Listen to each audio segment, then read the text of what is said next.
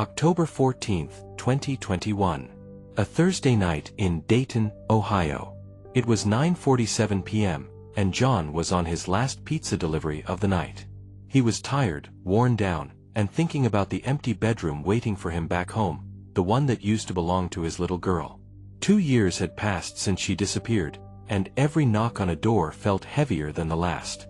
John carried a medium pepperoni pizza up the steps of a small brick house. The porch light flickered. The air was still. He balanced the box in one hand and knocked gently with the other, expecting another stranger's face, another quick exchange. But this time, it was different. The door opened just a crack. A child's hand reached out, small and shaky. A whisper followed, 2 words, soft but clear, "Thank you." John froze. His heart slammed in his chest. That voice, he knew that voice. It wasn't just a child's voice. It was her voice. The same little laugh that used to echo down his hallway, the same tone he thought he'd never hear again. For a split second, time stopped. Could it really be his daughter? Or was his mind playing tricks on him after weeks of sleepless nights and desperate prayers? On that porch, holding nothing but a pizza box, John's world shifted. He had come expecting to drop off dinner. Instead, he might have just found the only thing he had been searching for. The one thing that mattered more than anything else in his life. John Miller was 41 years old, a single dad, and the kind of man who worked until his bones ached just to keep the lights on. By day, he was a delivery driver, the kind of job that kept him on the move, carrying boxes up porches and into stores. By night, he picked up shifts delivering pizzas around Dayton, Ohio. It wasn't glamorous, but it paid the bills, or at least most of them. Every tip, every delivery, went into the same jar sitting on the counter in his small apartment. He called it her jar. It was money he set aside in case there was a lead on his daughter, in case he needed gas for another search, or even just to print more flyers with her picture on them. Life since her disappearance had taken on a rhythm that wasn't really living at all. John woke early, stared at her empty room, and forced himself out the door. He worked, drove home in silence, and tried to sleep though he rarely could. The house was too quiet. No late-night footsteps. No teenage music spilling through the door. Just him, his thoughts, and the echo of her laugh replaying in his head. Friends tried to check on him, neighbors left food at his door, but nothing filled the emptiness. He carried himself through each day like a man who refused to stop moving, because if he stopped, the weight of everything would crush him. His only escape was the job, endless deliveries, one house after another. That Thursday night, October 14th, felt no different at first. The city streets looked the same, streetlights humming above, gas stations glowing in the distance, and his phone buzzing with the next address. He had no reason to think anything would change. To him, it was just another night, another order, another reminder that the world moved on while he waited for something. Anything that might bring his daughter back. By 8:45 that night, John was already running on fumes. The pizza bags on his passenger seat smelled of melted cheese and garlic butter, the kind of scent that seeped into his clothes after so many shifts.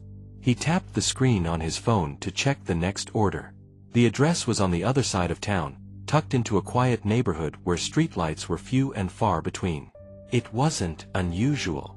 He'd driven to every kind of home imaginable, trailers, townhouses, suburban streets, but something about this one caught his eye. It was on a road he hadn't been down in years, a road that twisted toward the outskirts where the city blurred into backroads. He set the car in gear and pulled out, headlights cutting across empty intersections. The radio played low, more static than music, but he barely noticed. His hands tightened around the steering wheel. For a moment, he almost turned the delivery down. He was tired, and the pay wouldn't be worth the miles. Still, something inside him said go. By the time he reached the house, the night had grown heavier. It was a one-story home with a sagging porch and paint that had long since faded. A single light burned above the door. He carried the insulated bag up the steps, each creak beneath his boots breaking the silence.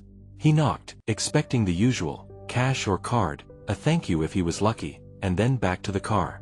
But when the door opened, everything inside him froze. Standing there wasn't a stranger. It was his daughter. The face he'd memorized from countless photographs, the same brown hair falling loose around her shoulders, the eyes he'd searched for in every crowd. She looked older, thinner, a little worn by time, but there was no mistaking her. For a second, neither of them spoke. The only sound was the faint buzzing of the porch light above their heads. John's breath caught. The pizza box in his hands suddenly felt weightless, as though his whole body had gone numb.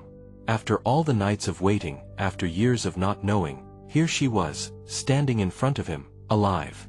And yet, the way she looked back at him, with surprise, hesitation, and something else he couldn't place, made his heart pound even harder. This was no ordinary delivery. This was the moment that would shatter everything he thought he knew. John's heart hammered as his daughter's eyes locked on his. For a split second, he thought she might slam the door, as though she had seen a ghost. Instead, she stood frozen, her lips parted, her hand gripping the doorframe like it was the only thing keeping her upright. The porch light threw shadows across her face, highlighting every detail he had memorized years ago.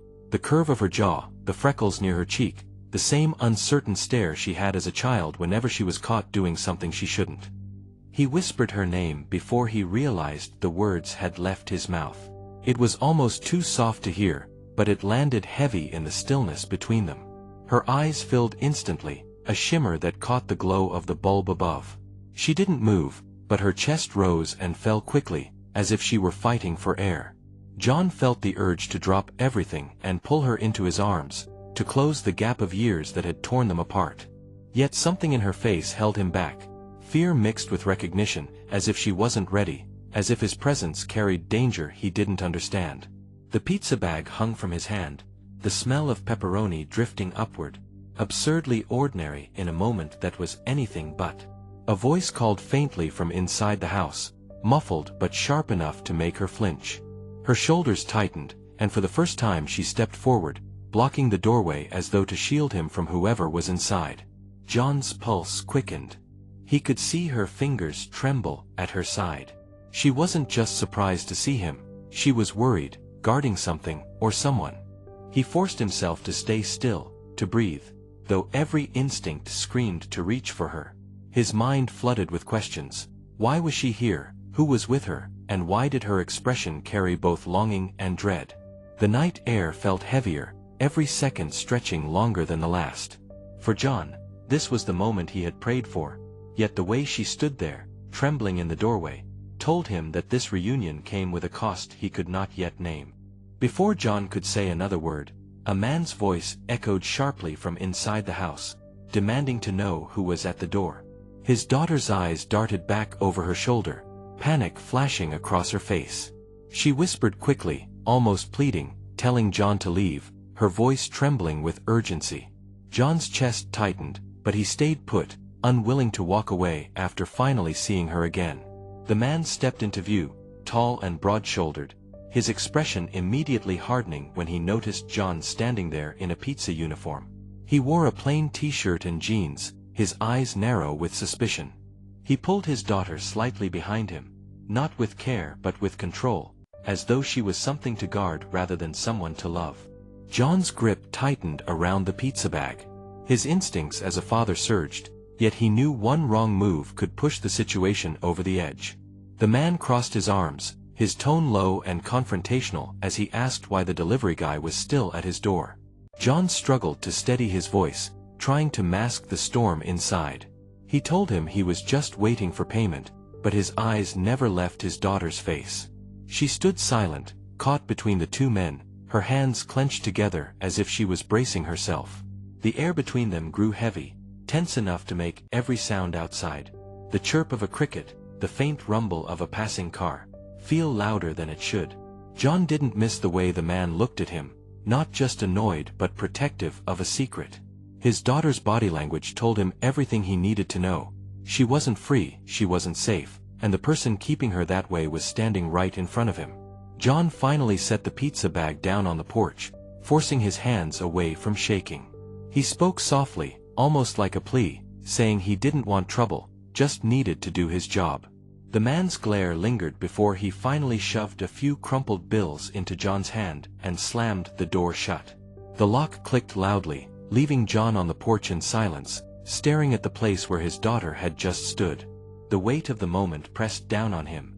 He had found her, but she was trapped in a life he barely understood. John stood frozen on the porch, the sound of the lock still ringing in his ears.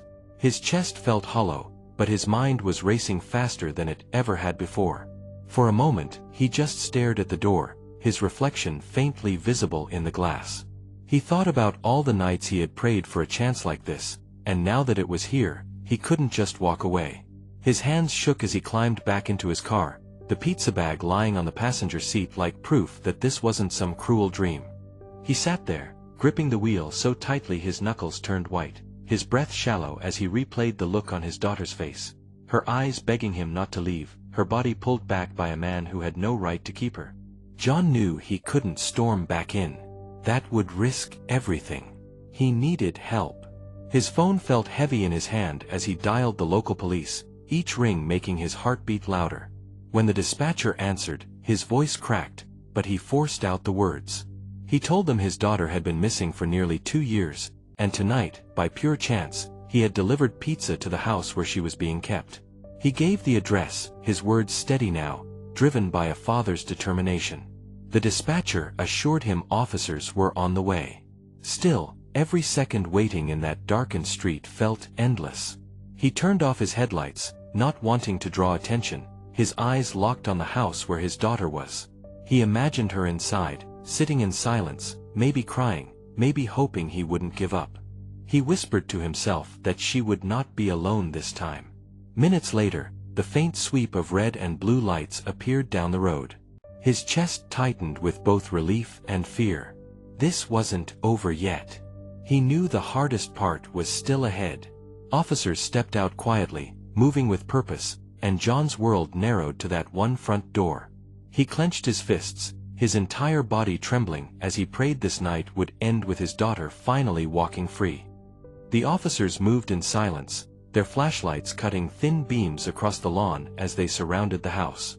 John stayed inside his car, his heart hammering so hard it hurt, his hands gripping the edge of the steering wheel. Every second stretched like an hour as he watched one officer motion for backup at the rear. Another raised a hand, signaling for the team to advance. Then came the sound John would never forget, the sharp command to open the door followed by the crash of it being forced in.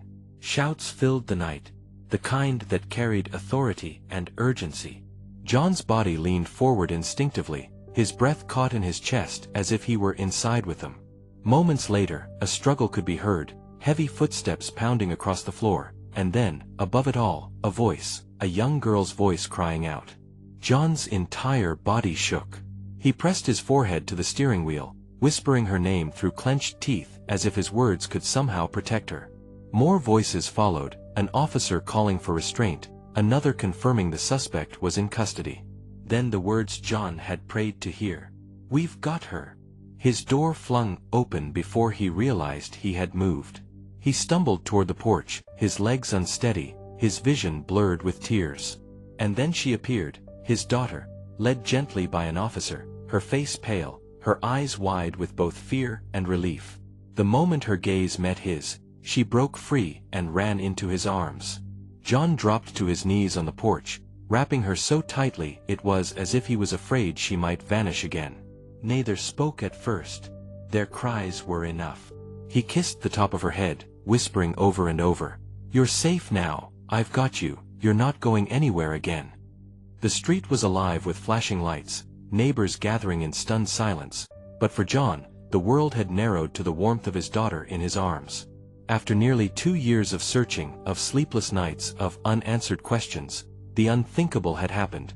He had found her by chance, delivering a pizza. And though the road ahead would not be simple, tonight was a victory he would hold on to forever. It was the night a father's persistence, a twist of fate, and a daughter's hope brought them back together.